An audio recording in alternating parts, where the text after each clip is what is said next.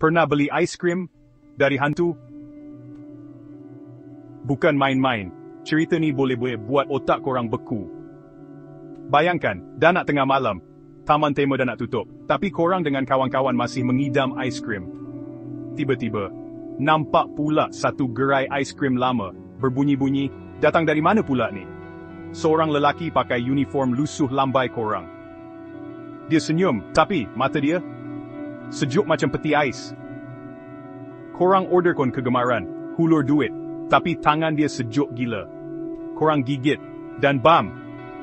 Lampu berkelip, gerai hilang, dan ice cream korang lesap, tinggal lopak air je kat tangan. Orang tempatan kata tu hantu penjual ice cream. Hantu yang muncul cuma pada orang tamak atau yang berani.